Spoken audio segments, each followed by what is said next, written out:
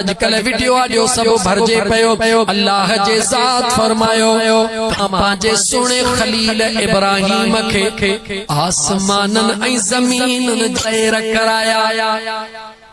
छाजा सैर कराया? गाला सैर कराया। गालाई दे त जवाब ॾींदुम छाजा सैर कराया? इनुन ऐं आसमानन जा आसमान घणा वरी इब्राहिम खलील फर्श ते वेही करे कुरान ॿुधाए थो सैर करे रहियो आ। इब्राहिम खलीलुल्लाह फर्श करे अर्शन जा सैर करे रहियो आ। इब्राहिम खलीलुल्लाह ज़मीन जे मथे सत ज़मीनन जा सैर करे रहियो आ, लेकिन ॾिसी रहियो आ ॾेखारे कोन रहियो आ। जवाब अॻिते ॾिसी रहियो आ। छा ॾिसी रहियो आ? जेको हर को ॾिसी उहो ॾिसी रहियो आ, मगर ॾेखारे कोन रहियो आ। खलील आ खलीलुल्लाह अणॾिठियूं शयूं ॾिसी रहियो आ।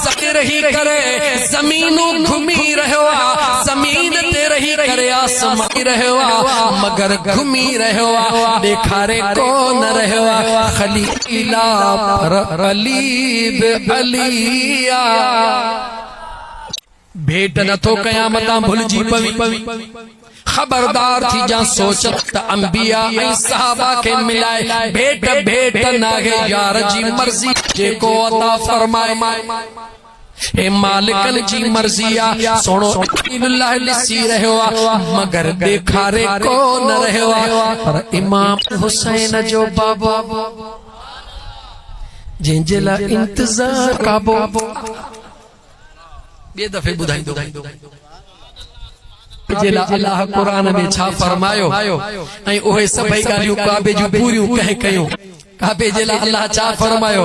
तवाफ करणो आ क्या? बहरहाल ॿिए दफ़े छो त वक्त मौज़ू खे न टोड़िया। सुणे अलीउल मुर्तज़ा शेरे ख़ुदा, सुणे अलीउल ता शेरे ख़ुदा जीअं पंहिंजे अमड़ जे वजूद मां आयो आ। दुनिया तारीख़ गवाह मुंहिंजो महबूब मुस्तफ़ा, मुंहिंजो महबूब मुस्तफ़ा में मौजूद आ। सब को ॾिसी रहियो आ, सब को ॾिसी रहियो आ। मुंहिंजा दुखीज़ सुणो अबू बकर सिद्दीक़ मुझे मुस्तफा जे बचपन जो या वो भी ॾिसी रहियो आ, पर पंहिंजे यार मोहम्मद खे ॾिसी रहियो आ। गौर कर पंहिंजे मोहम्मद खे ॾिसी रहियो आ, पंहिंजो बि ॾिसी रहियो आ। मोहम्मद बिन अब्दुल ॾिसी रहियो आ, पराओ बि ॾिसी रहियो आ।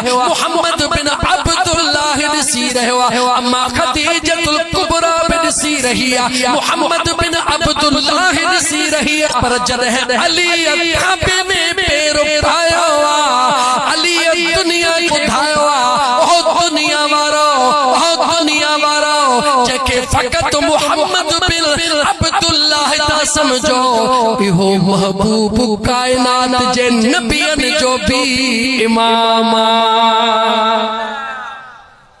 सुणे खुदा ॾिठो भी आहे त गाला सोने शेरे खुदा ॾिठो भी आहे त कोन कुछ ने ॾिठो भी आहे त ॾेखारियो भी आहे। मां पुराणियूं ॻाल्हियूं कयल वरी नथो चाहे, ॾेई थो वञा।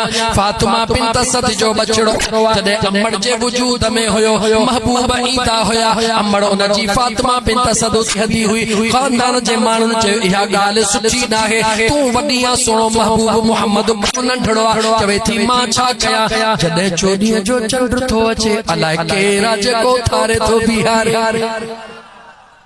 छा थी चवी फातिमा? ए छा थी चवी?